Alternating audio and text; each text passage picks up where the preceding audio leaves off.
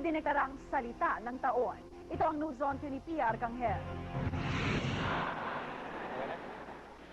Kung dati cellphone lamang ang tinutukoy ng salitang lobat, ngayon ginagamit na rin itong panglarawan sa mga tao. Ayon sa mga lingwista, maaari nang gamitin ng salitang lobat para tukuyin ang taong pagod sa trabaho, kulang sa enerhiya at parang laging nanghihina.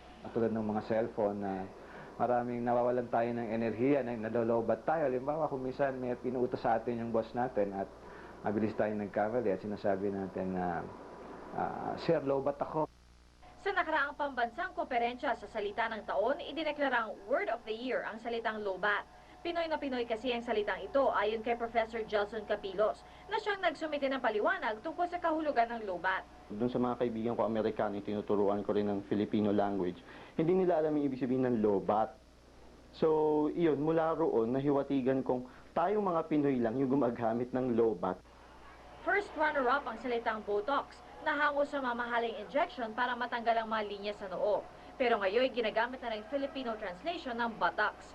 Second runner-up naman ang toxic na ang ibig sabihin sa Ingles ay nakalalason, pero ngayon pwede nang tumukoy sa pakiramdam ng isang taong bugbog sa trabaho. Ito na ang ikatlong taon ng conference sa salita ng taon. Noong isang taon, weteng ang napili. Canvas naman ang naging kauna-unahang salita ng taon noong 2004, panahon ng eleksyon. Sa susunod na taon, muling magpupulong ang mga lingwista para pumili ng bagong salita ng taon. Sa ngayon, may napupusuan ng mga salita ang ilan nating kababayan. Chika. Bakit? Kasi yun laging naririnig ko. Chinese? Ano ibig sabihin nun? Pag wala kang masabi, yun ang sabihin mo, Chinese. Ang Word of the Year ay posibleng isama sa susunod na edisyon ng Diksionaryong Pilipino. PR Arcangel naghahatid ng News on Q.